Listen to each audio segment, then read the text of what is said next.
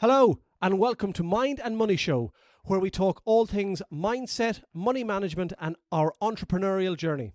Along the way, we're going to throw in some amazing guests for good measure. I'm Shane Hyland. I'm Gareth Shears. This show is going to change your life and teach you skills that school never taught you. Boom. Boom. Welcome back, everybody. Oh, you caught me leaning on the desk then. Thank you for joining us Again. again. Stools in here. New stools today. Like your new jacket. My new jacket. Like you do look like a bit of a teacher with the with the arm patches.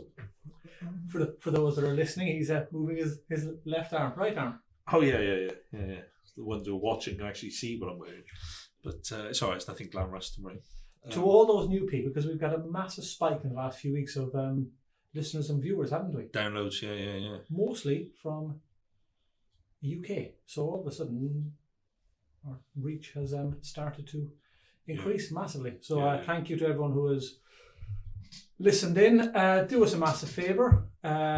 Click on the like, subscribe, leave a review, and all of the stuff that other people ask you to do as well. It's exactly. Appreciated. On YouTube, you can subscribe and comment, like. Yeah, then you can leave a review on Apple Podcasts or Spotify, depends on where you're listening to it, to be honest. So then when you wake up on a Wednesday morning, your phone goes bing, and we're there, ready to go. Yeah. Scary, that. With all the insights. So, what's been going on? Great news from the Chancellor. Guy, tell you what, they're really doing well, aren't they? Poor Chancellor has lost all respect. Oh, Rishi anything. must be giggling in the background somewhere. He's counting his money, isn't he? Him and his lady wife. Probably got off on a long holiday somewhere expensive. He can well afford it. Yeah, so the Chancellor's backtracked on his 45% tax, removing the 5% so that even the higher taxpayers at 150k plus are only paying, well, we're going to pay 40%. They're now gone back to 45. So I wonder what else he's going to roll back. Kind of lost all credibility now. Credibility is gone, and the bigger the group that shout the loudest get their way in. And I get it with all the crap that's gone on in the world in the last 4 or 5 days. It was inevitable that something had to give. Yeah. But it's you make a decision, and then a few days later, the world crashes and everyone looks at the short term again, and it's back to go back to the drawing board and change things. But it hasn't helped that the news, as we know it, has incorrectly used words or not used words to put fear in everyone. And by that, when they said the pensions markets were going to fall and collapse and all that, what they didn't do is just put in two words, either final salary or defined benefit. Yeah. And it would have made it easier. And we all know that they can't sustain for much longer anyways. So at some stage they are going to have to go, and they're getting flushed through the system as people get older. The amount of final salary or defined benefits are not there. So in a generation or two they'll all be gone. But they need to come on, Sky, BBC and all that. That's your job. You need to use the correct wording so as not to frighten so many people. Yeah, but no one wants good news, do they? The news people don't want to put good news out. They're not going to put, there's not a happy news channel. Well, there probably is actually somewhere. I don't know where that is, but there probably is a thing called the happy news channel. But the problem is good news doesn't sell papers. I know not a lot of people buy papers anymore, but good news doesn't sell papers. So they can't have the positive. And that's why it's called Negative Events World Service. So that's actually what news stands for. I don't know whether they realise that, but when they invented it, it stands for Negative Events World Service. There has to be something in the world, or local, that I don't know, scared, frightened, whatever it is, people. But we had Brexit, the negativity of leaving it. We've had COVID. We've had the Ukraine war, we've had inflation, we've had high interest rates, we've the pensions last week. What's this week going to bring? Ukraine war, you keep going back, it's still going on. There's still people dying over there, but it's like, it's yesterday's Oh yeah, news. it's yesterday's news now. What do they say about yesterday's news is today's chip wrapper? Yeah, it used to be the old days. All that stuff is still going on, Hmm. but people are, it sounds horrible, fed up with it. They want new negative news. They don't want to hear the same repetitive negative news. They want new negative news. And it's horrendous. Yeah, I don't, as you know, I don't particularly watch the news, which actually does catch me out a couple of times because people will ask me something about it and I actually don't know the answer. But the reason I don't watch the news is because it is purely negative. Everything is cyclical. Bad times turn into good times turn into bad times. We are going through a period of, I'm going to say negativity, but it's not the best of times. But we just have to ride out the storm and know that eventually the good times will come back again. They have to. 100%. But people's capacity is all short term now. There's the need for the immediate gratification now, the chocolate hit now, the Amazon purchase immediately. People need it here and now. They can't plan. A lot of people cannot plan for the future, 2, 3, 4 decades ahead, never mind a year or two. So they all have to live in the here and now. And they can't see that in the future things are going to get okay. Yeah, they are, and I think that's it. I think we also have short-term memories, don't we, when it comes to things. But there's a common question that I keep hearing at the moment, whether it's from clients, friends, I see it in the news, but the question is, are we going to go into a recession? I know there's a technical way, but we're kind of not there already. I can say, you can go into the technicalities of what a real recession is, but yeah, I think let's be real. I think we're in one. Do you know what I mean? We've got high inflation, high interest rates, markets are falling. Well, the market's been falling all year. This is, if you're investing in the stock market, if you look at a very minute section of the market, which is the short-term view, markets are down. But if you expand out and look at the long-term view of the markets, they'll be up. Yeah, okay, over the long term. But people don't look at it like that. But yeah, in reality, yes, we probably are in a recession. For anyone who thinks, are we going to go into one? Yeah, we're probably in one. And what does that really mean? Well, not a lot for those going forward over the next few weeks of spending for Christmas. I don't think so, and I think things are going to get harder, things are going to get tighter. But I think sometimes we have to take a bit of responsibility. And we've talked about this before. Is that we as individuals need to take responsibility. We can blame the banks, we can blame the lenders, but we have to take some responsibility for our own spending. It's so easy to buy fast fashion, fast food. Like whilst I'm here now, I could go onto an app and order a Five Guys and a Subway and a McDonald's, have them all delivered to my office whilst I'm on this podcast. With cheese? Well, I can do whatever I want with it. But I can see that Five Guys burger. But that's how easy it is. Yeah. Do you know what I mean? To do. Do you know what I mean? And like in the past, would people have done that? No, they would have brought their own lunch to work. Maybe they would have popped out to get lunch. But if they were in an area they couldn't do that. Like we're in an area where the closest actually food-wise, we do have a Greggs across the road. But apart from that, until Greggs came here, there wasn't anywhere to get food around here. Yeah. So you would have to have brought food in yourself. But now I can have whatever I want. I saw the other day someone having downstairs a German kebab delivered. Nice. Yeah. So you can have whatever you want delivered to this building. And we are technically a little bit out of the way where we are. We're on a bit of an industrial estate. But that just shows. So we have to take some responsibility ourselves for our spending. Yeah. This is one of the things I know we're bringing out a webinar in the next few days about, and one of the slides I think is the difference in, a few decades ago and now, and everything is available right now. Forget about the concept of a previous generation may have saved into a bank account that money to buy the item and not got it on credit. But it's gone even further now that it's not even that of having it right now and waiting, getting the money and buying it in a few days. Through your phone, through apps, through Amazon, through Uber Eats, through Just Eats, through Car Wow, whatever it may be, you can buy anything from 50p to 50 grand on the swipe of your phone immediately. And there's a good chance... With a double click on the side, a bit of face recognition. And there's a good chance that you will have that item by close of play that day. Immediate gratification. And not as well as being very, very good, that's also very scary. Because people that have maybe a compulsive buying disorder that want it right now can overspend immediately without understanding that. And that's gone back to our webinar that we're going to be running of the pension and that this wasn't available many, many years ago, where it is now. And everyone wants your money now.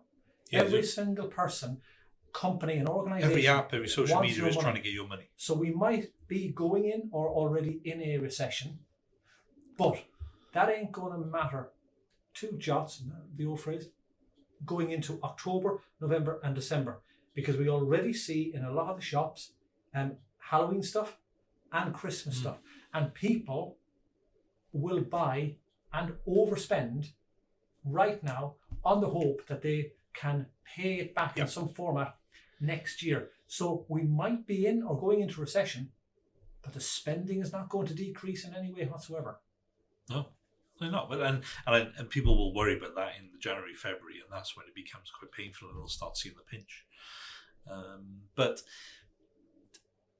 I think what we need to bear in mind is that, like, we get a lot of questions asked at the moment. You know, should I be buying this property? Should I be buying this car? Should I be buying this? Should I be buying that? Well, that's a lot of that's down to personal preference. You know, if you're moving house for a reason, because you need to buy a bigger house for your family, you need to upsize, whatever you do, or you're buying it for an investment, well, that's relevant to you. Now, there can be all this noise in the market saying, don't buy properties because they're going to go down in value. Okay, now some areas might. If the housing market does crash, okay, which I don't think is going to happen, okay, yes, some areas are going to go down, but a lot of areas it's not really going to affect. And it's a paper exercise. Unless you're planning on doing some property flips, whereby you're buying it cheap, doing it up and selling it on, you're probably just not going to make as much profit on a property flip, but you're still going to make some money. But if you're buying this house for you and where you want to go, and you're doing it for your family because you need to be right, near the right schools, etc., it's just a paper exercise. So if you bought that property for 300-400 grand, and then in a year's time it's still only worth 300-400 grand, does that really matter? Are you actually gonna? Are you trading it? Are you selling? You know, are you gonna go and sell a doorknob? Is that what you're planning on doing? Well, if you're not, don't worry about it. It is kind of it's all relevant down to your personal situation. Same with a car. If you need a new car because your other one's falling apart, or you're due to change it for company purposes, just carry on. There are so many. Every expert in every field will tell you their area is the best. The franchise person will tell you don't touch financial planning, don't touch investment properties, only go into franchises. The property expert will tell you the same thing. The cryptocurrency, I'm going to show you something in a minute. The cryptocurrency person will tell you the same thing. Everyone is an expert in their own field, and you can't listen to everyone, or you can get all the right answers on Google, but what's the right answer of 20 answers is the right answer for you. Let me show you. Let me read this out. I saw this yesterday, or even this morning on a social media. I'm not going to say the person's name because it's not appropriate. Getting crypto right is the single most important thing you can do for your finances today. Take the time to get educated. Now, what does that even mean? Is the single most important thing you can do for your finances today. Okay, well, maybe checking your mortgage, making sure your life insurance is in place, your income protection is in place, you're making the most on pension contributions, you're paying the corporation tax, and on and on and on. And again, it's the expert in that field. That's... But Bay's not an expert. Bay's an armchair expert. I haven't got a clue what he's doing. Probably bought crypto in the heyday when it was low. Luck. Crypto has been luck. Purely luck. Oh, and I'll happily stand here and argue that all day with someone. How's your crypto going? Oh, my experiment with crypto. John, let's have a look. See if I can see. I might be able to see. I can tell you what, it ain't going to be worth anywhere near what it was. How much you put in, 100 quid or? Oh, the app needs to be re-downloaded. We'll do that now. We'll come to that in a second. How much shall I put in? I put £300 in. Expensive exercise. Yeah, but I was doing it. Well, you know why I did it as an exercise? Because so many people will come into us saying, should I invest in crypto? And we were like, well, yes, it can be part of a long-term portfolio, a very small part of it, because it's diversification investment. I get that, okay? But you've got to bear in mind, it's non-regulated. So, therefore, if anything happens, you're not protected. And unless you really know what it's, I'm laughing, so just see what it's worth. Oh, wow. Wow, actually, yeah, let's. I'll tell you what. We'll put this on screen actually on the YouTube. I will share this when I bought it. So I bought £300 worth of crypto in. No, actually, I don't know when it was. When did I buy it? I didn't buy 300. I bought by £300 of it about, I want to say 18 months ago, and my £300 peaked once at £372, but as of today, my £300 is worth £94.29. That's huge. Now, I only did it as an experiment just to show the volatility over a short term, because the problem is when you come across a lot of these people in crypto, don't get me wrong, there's some good guys out there who've played the long game with it, and I know some who do that and have done it properly. They're going to hold it for the long term. Even when it was at its peak, when it was $62,000 or whatever it was, they still didn't cash in, and they're obviously down now because it's probably worth around about I think under $20,000 or £20,000, however you look at it. There's some good guys who kind of know what they're doing and have played the long game, been in for a long time. But then there's others who've been lucky with it, and now they kind of tell everyone this is how you do it, and they got everyone to invest at the peak, and people have lost a lot of money. Because you'll actually find with a lot of these crypto guys is that they've all gone a little bit quiet at the moment because, excuse the term, the arse dropped out of the market. But actually, let's have a look what crypto's worth today. While you're looking for that, I spoke to somebody we both know, and we played golf with this person. 19,000. We played golf with this person some time ago, and if you remember, the person said, I just want to get your opinion. I've just thrown in 10 grand into crypto. I remember it was on the second hole in a golf course in Cardiff, and we both went, what the are you doing? Get that money out. And he took it out immediately. And he said, I spoke to him the other day, and he said he's constantly looking, and it's down to about 3 grand. He also said, I'm doing a house up. It's gone over budget a bit, but skips and grabbers for the back garden said cost me over 10 grand. And with that, I went, well, isn't that a good thing? Because that's just all the crypto money that I saved you by taking it out. And he went, fair point. Yeah. So he invested. He inserted money into crypto. I don't think it's investing, and had no idea. And he said, on that second note, well, everyone else is talking about it and at it. I just thought I'd give it a go. 10 grand. Yeah. 10 grand that a person could not afford to lose. But yeah, like you say, it was all the rage back then.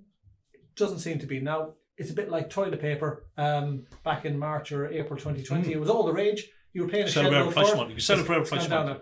Yeah, and I kind of think that. So the reason I did that was an experiment to kind of show clients who wanted to try and play with it that, these are people who would probably struggle with a 10-15% drop in a regulated investment, but were happy to put something into a non-regulated investment they know absolutely nothing about, apart from what they see online, not so much in the papers,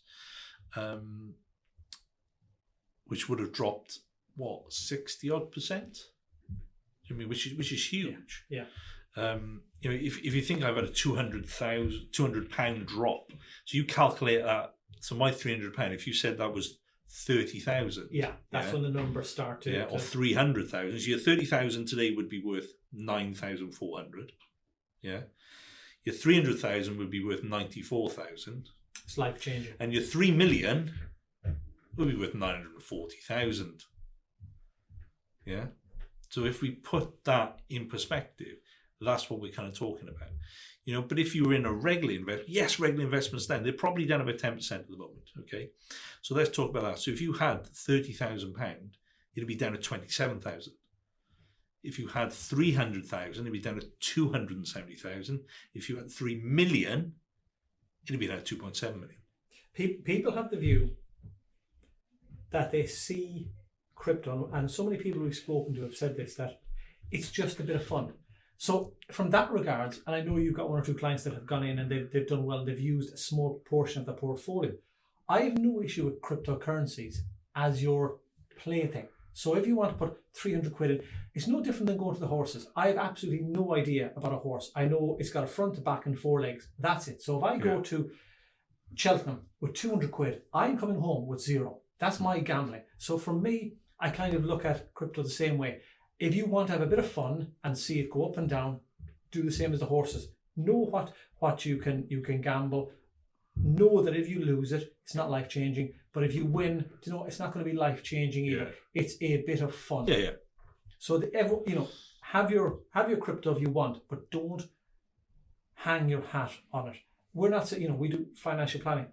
We don't believe in one asset class. Have your buy-to-lets, have your rental income, have your pensions, have your GIAs, have your bonds, have your ISAs, have your cash. It's a diverse portfolio so that when something is going right, something else is going wrong, and you don't have the massive fall. So crypto, absolutely fine if you want a bit of fun, but you can't base your future planning on it, because as you see, it's so bloody volatile that a one-day fall by Elon Musk saying something can wipe a shed load off it. Yeah, and it's the other thing that people don't realise. So let's take crypto as an example, right? I mean, I'll just beating up on that. But if my crypto was worth 100,000 today, £300 when I bought it, yeah, okay, and it drops 50%, yeah. So what's it worth then? £150, okay. What people don't realise is it doesn't have to go back up by 50% because you lost it to get yourself back to 300. Because 50% of 150 is 75. Yeah. So it actually has to go back up 100%. So you've lost 50, but to actually get yourself back to square one, you've got to go up 100%. Quite we've deviated a lot today from So your actual money, you might have dropped 50, but to get you back to square one, I'm not a profit, I'm on a square one, your £150 or £150,000 in crypto to go back up to square one where it was at 300 is going to have to go up 100% growth. And it might, yeah. But then it could also go down further. Yeah, don't know when. So if it so it could also go another half. If it's the fun money, which actually is where mine's heading at the moment, is another half. If it's the fun money, good and well. Yeah. You just leave it alone. But if just leave it alone. As you say, if you've done your 300,000 in to buy the £600,000 home, you cannot gamble that money. And anyone out there who says they know how to make money on crypto by trying to time the market, it's just lying. And that's the honest truth. Because no one can time the market. No one's got a crystal ball. No one knows exactly what's going to happen with crypto. But okay, there's probably a bit of insider trading. There's no doubt that's what old Elon Musk did. Do you know what I mean? Like he knew that by doing what he was doing was going to actually help out some sort of other investment that he had to make money. Because he's not stupid. That guy is clever. Probably one of the cleverest people in the world, I'm inclined to say, when it comes to business and whatever he's kind of doing. But he would have had a motive behind what he did. Get back to recession. We know not to invest in crypto. But what should we do? You just keep doing what we're doing, and you just got to be kind of careful. And new good times will come. We'll get through this, and they will pass. And this is something that we say to business owners all the time, because what will happen when we hit a recession is people will stop spending on their ad spend, will stop marketing, will stop advertising. These are the times you've got to ramp it up. Yeah. So actually, you've got to think positive when you go into recession. Absolutely. What can I do to make things better for myself? Don't bury your head in the sand. How can I make things different? How can I be positive? And I think that's what we've got to be positive. I know we're talking about recession, and it's probably not the nicest thing, but we've got to think of the positive angles. And what can we do to make ourselves better? And how can we come out of this in a better light? As you say, even as a business, you go to a small business, the small stalls and markets at Christmas are going to be up soon. You have to be very positive and go out, sell your items, because people will spend, and there's still money, might be borrowed money around, and there will be a business. People's businesses will grow over the next 12 or 14 weeks, even though it's almost a negative thing. You're going in or are in a recession, but you're actually going to make money because it's going to be a false small term economy, because it's Christmas, it's Halloween, it's all of these type of things. You started Christmas shopping yet? Nah. That's what the 24th of December's all about. I was out. Or 23rd. Right. We'll finish this in a positive note. I was out shopping on Saturday. Me and the boy were out doing our Saturday thing. We saw some Halloween stuff, but there was also Christmas decorations. Well, I saw John Lewis on Sunday. They had all the things laid out ready for where their Christmas displays. I put up Christmas decorations now if I was allowed in our house. Would you? Yeah, absolutely. So it just brings happiness. So my birthday is 28th of November. So I don't think anything should go up until past my birthday, just being selfish. I know my dad doesn't. We always have a house decorated, but usually that happens before my birthday. I know my dad doesn't listen to this, so he doesn't care. And I remember at home, we'd be lucky if we got the decorations down from our attic on the 23rd of December. Really? Yeah. Oh no, we'll go early December, but not any kind of earlier than that. See, it just brings happiness and joy. Granted, you can't put the lights on the tree now. Well, we put the lights on outside. We put the lights on outside. Oh, your lights, electricity bill is just going to go like that now. Cost of living. Yeah. We won't be cost of lifestyle. We won't be having the National Lampoon's lights this year. If you've seen that film, you'll understand. Good old Clark W. Griswold. Watch it. National Lampoon's greatest Christmas film ever. Don't forget now. What is it? Like, subscribe, leave a comment. Thank you very much.